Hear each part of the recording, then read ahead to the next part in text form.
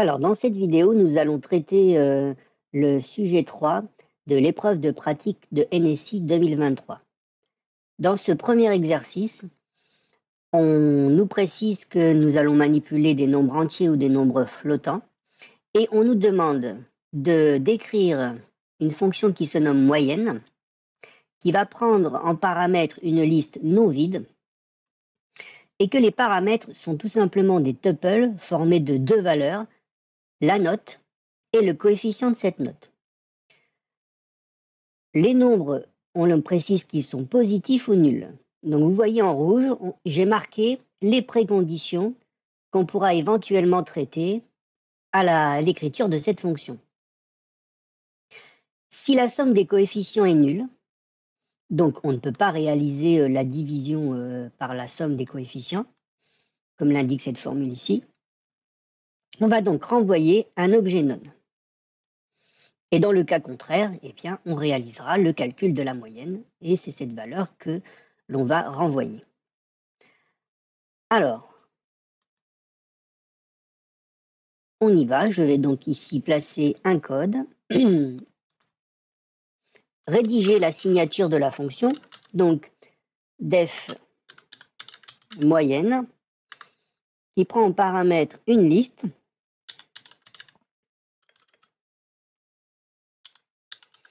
donc de type liste, et qui va renvoyer un flottant.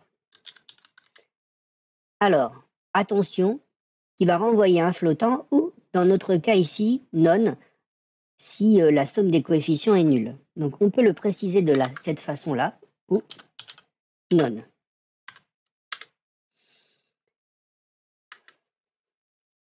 Alors, première chose que l'on va faire, c'est, bien sûr, je vais traiter, avant tout, le cas où la somme des coefficients est nulle.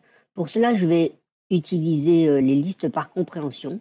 Je vais écrire tout simplement somme des coefficients pour une première variable. Et je vais utiliser la fonction somme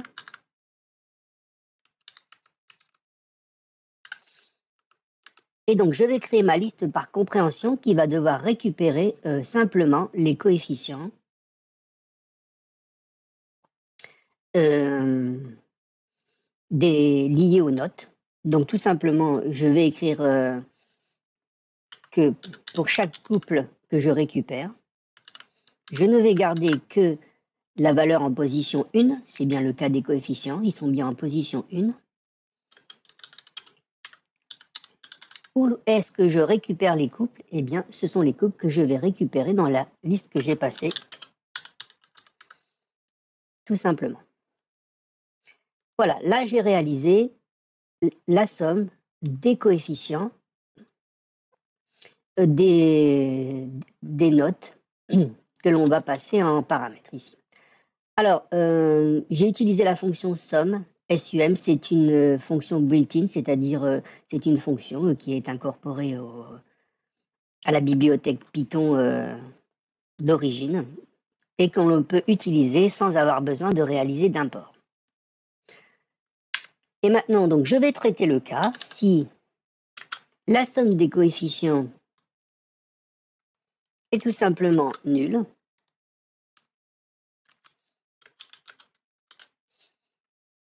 Eh bien, je vais renvoyer l'objet non. Dans le cas contraire, donc ici, si les coefficients n'est pas nul, c'est-à-dire que je vais tout simplement poursuivre l'exécution des instructions.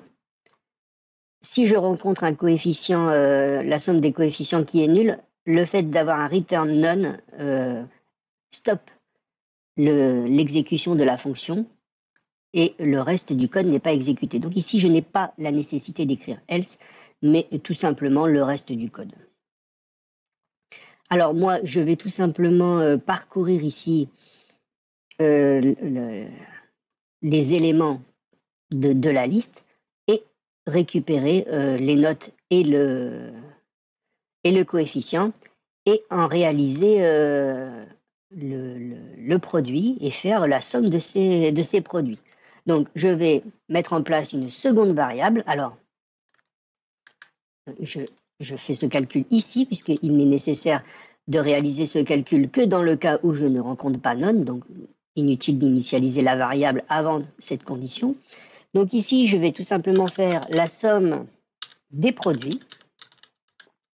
Et au départ, cette somme n'est pas traitée, elle vaut 0. Ensuite, je vais parcourir donc les éléments de ma liste. Donc for couple in list. Et tout simplement, ce que je vais faire, c'est mettre à jour cette variable ici, somme produit.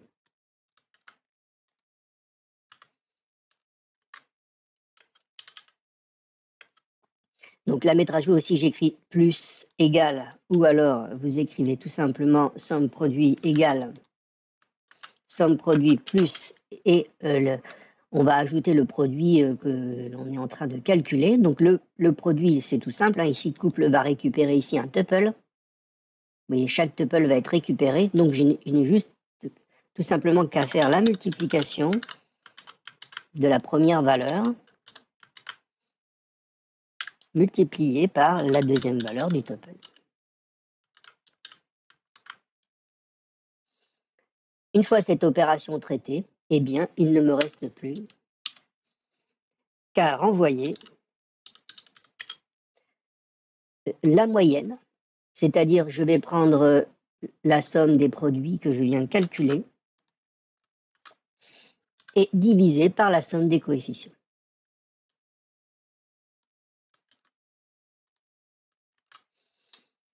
Alors, je vais exécuter ce code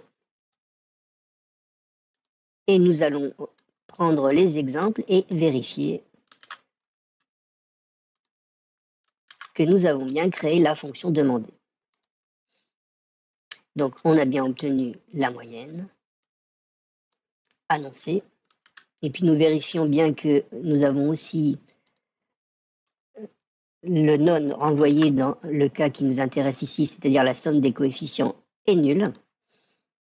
Et vous voyez que rien n'est renvoyé, c'est bien le cas pour none. None, dans la console, n'écrit rien du tout, ne renvoie rien. Si c'est l'objet none qui est renvoyé. Alors, petite chose que j'ai mis en plus, vous voyez, je vous l'ai écrit ici. Je peux bien entendu, comme c'est une moyenne, on pourrait aller un peu plus loin et ici, tout simplement, mettre en place une f-string et préciser que nous ne voulons que 2 chiffres après la virgule.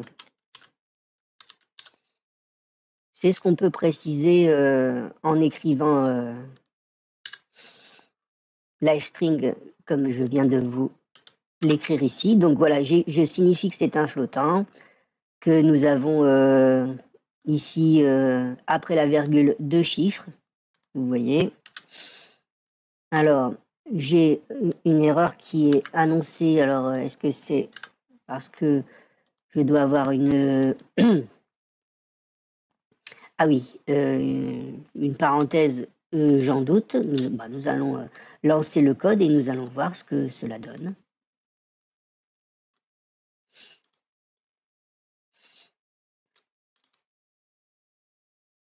Donc vous voyez, j'ai bien... Alors bien sûr, après, charge à moi de caster la valeur renvoyée avec à l'aide de la fonction float pour avoir à nouveau un flottant. Mais voilà une question supplémentaire qu'on pourrait vous poser. Alors, nous pouvons maintenant essayer de traiter les préconditions ici. Donc vous voyez par exemple la précondition qu'on va traiter en premier, parce qu'elle est facile, c'est le fait que la liste ne doit pas être vide.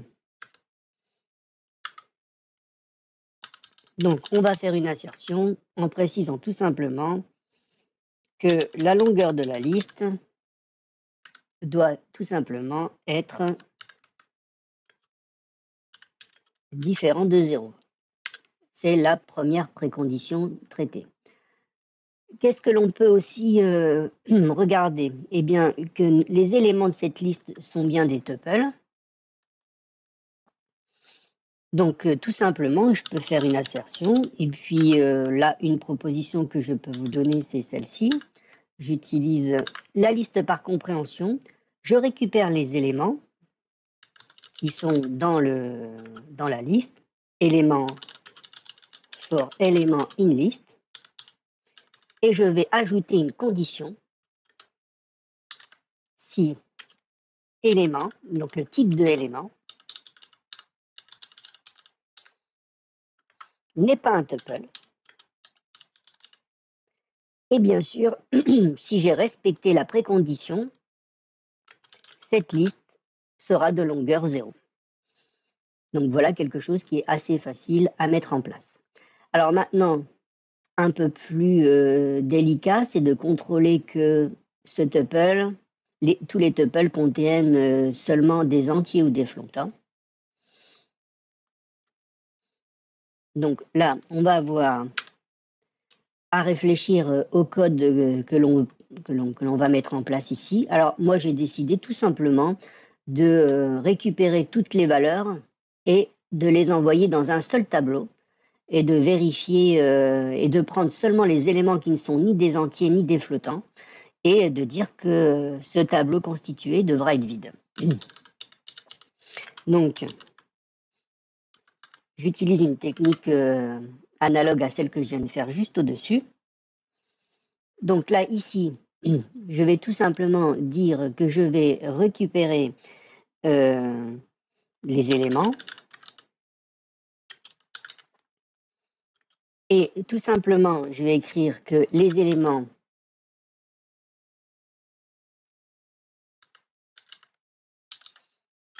je vais les prendre. Eh bien, je vais à nouveau faire une liste et donc je vais écrire que je vais prendre les premiers éléments des tuples et ensuite je vais prendre les deuxièmes éléments des tuples. Donc je vais écrire élément 1.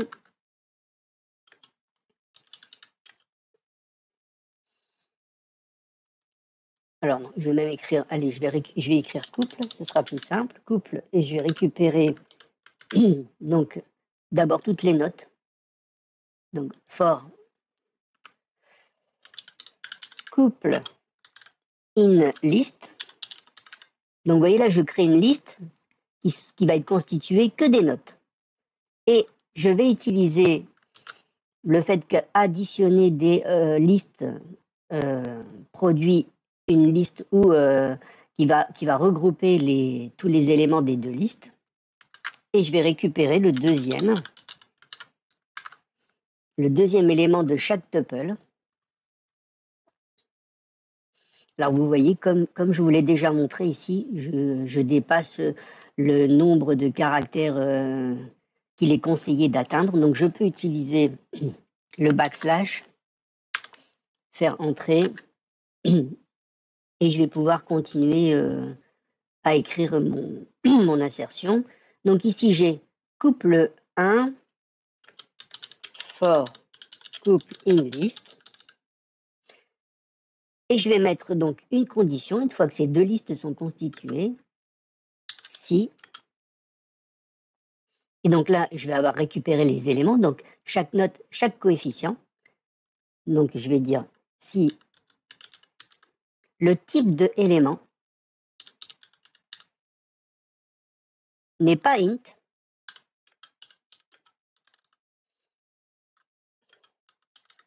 et n'est pas non plus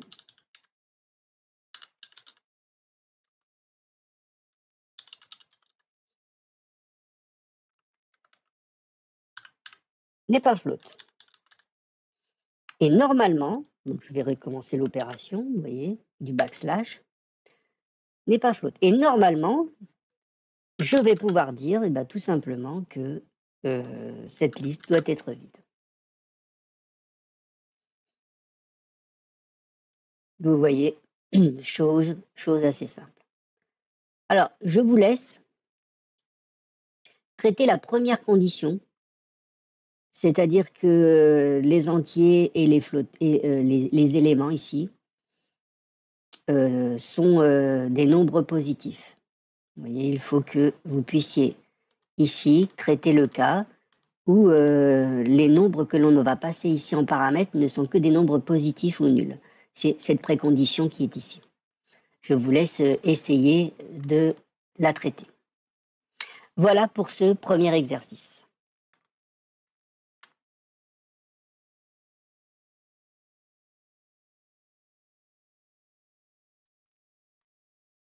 Alors, nous allons traiter l'exercice 2 du sujet 3 de l'épreuve pratique de NSI.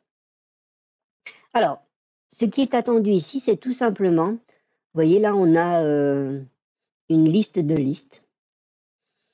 Et ici, on a tout simplement les zéros qui représentent une absence de caractère, donc du vide, et les 1, eh bien tout simplement le dessin, une partie du dessin, ce qu'on pourrait appeler, si vous voulez faire simple, un pixel, qui va constituer une image.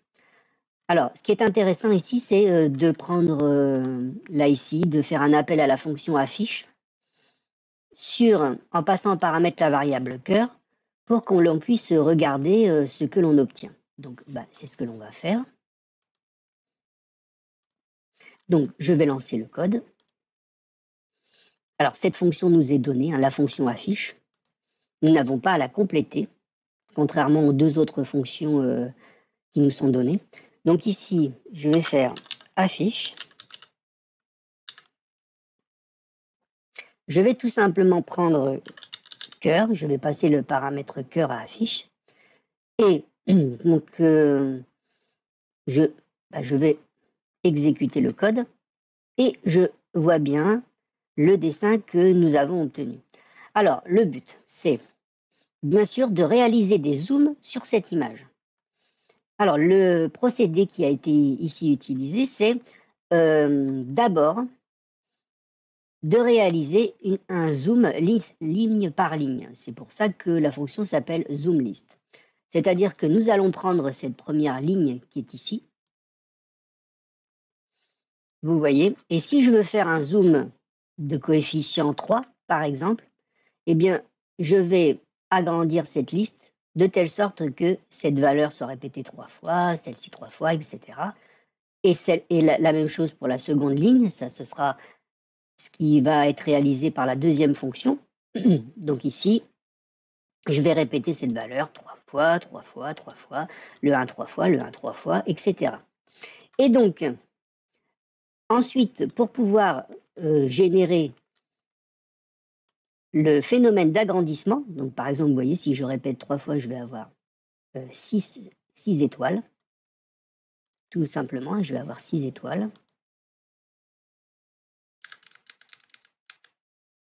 Vous voyez? Et ensuite, qu'est-ce qu'il me restera à faire? C'est comme je veux agrandir, eh bien, je vais répéter ce motif. Donc, ce sera le cas pour toute la ligne, 3 fois. Mais c'est bien sûr toute la ligne que je répéterai.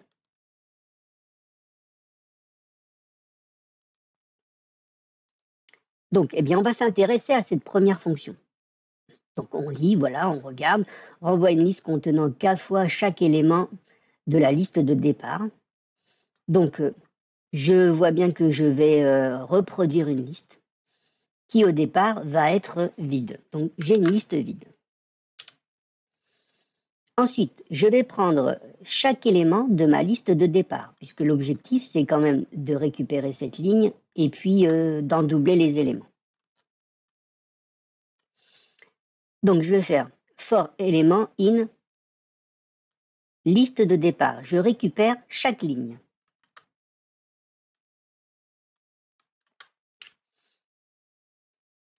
Voilà, et une fois que j'ai cette liste, vous voyez là, ici, j'ai récupéré une ligne.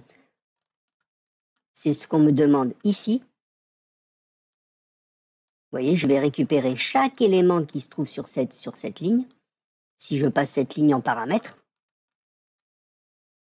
eh bien, je vais demander à ce que le caractère récupéré, par exemple ce caractère ici, si je m'occupe de cette ligne ici, que je m'occupe de ce caractère ici, soit répété k fois et envoyé dans la liste zoom. Eh bien, c'est tout simple, c'est très simple. Je vais prendre liste zoom, je vais utiliser la méthode append et je vais tout simplement prendre ici l'élément et le répéter k fois.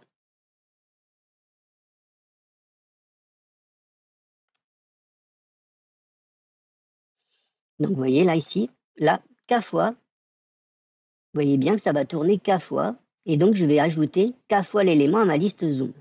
Alors, bien sûr, on pourrait modifier ici le i. Le i est une variable qui est non utilisée. Et vous savez que, par convention, il est préférable d'utiliser le tiret bas pour signifier que cette variable nous sert juste à mettre en marche la boucle, qu'elle ne va pas être utilisée dans la boucle. Donc voilà, je viens de créer la fonction qui va me permettre, sur cette ligne-là, de répéter, de créer une seconde liste où chaque élément sera répété k fois. Donc maintenant, comme je vous l'ai expliqué précédemment, l'objectif maintenant c'est que à chaque fois que j'ai traité une ligne, que cette ligne, je la répète k fois. Donc là, j'ai ma grille complète, la grille qui va être zoomée. Je vais prendre chaque élément de la grille. Alors attention, là, ne vous laissez pas piéger. Ici, élément est une liste. Ici, élément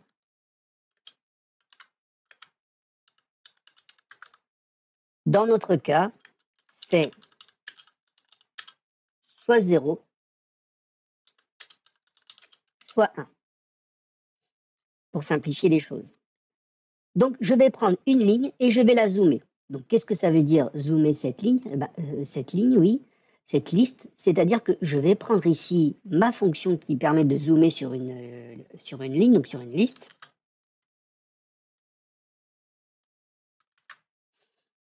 Je vais lui passer en paramètre la ligne que je veux zoomer et quel est le coefficient que je vais appliquer pour le zoom, donc ici k. Une fois que j'ai procédé à ce zoom, eh bien cette ligne, je vais la reproduire aussi k fois, et c'est bien ce que fait cette boucle. De même, je vais mettre un tiret bas pour signifier que je ne vais pas utiliser cette variable, et donc je vais envoyer dans grille zoom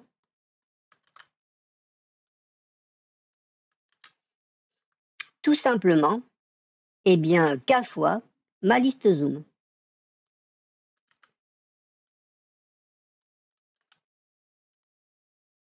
Je viens donc de produire une fonction qui va me permettre de zoomer ma figure qui est ici. Donc, eh bien, je vais exécuter le code. Nous allons tester.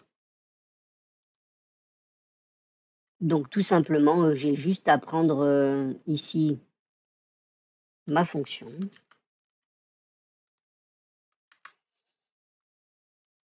Je vais l'appeler tout simplement zoom. Moi, c'est cœur que je veux zoomer. Et puis, je vais faire un zoom 3. J'exécute. Et maintenant, eh bien, vous comprenez bien, je vais faire appel à quelle fonction? La fonction affiche qui me permet d'afficher le dessin de représentant qui est représenté par cette grille. Donc, tout simplement ici, je vais faire affiche. Oui, la fonction affiche ici. Donc, je vais faire affiche. Je vais me passer ma grille zoom. Et si j'exécute, j'obtiens bien mon cœur qui a été zoomé 3 fois. Voilà pour cet exercice 2. Je vous conseille de retravailler ces exercices à partir de cette vidéo et on se voit dans une prochaine vidéo pour traiter un prochain sujet. À bientôt.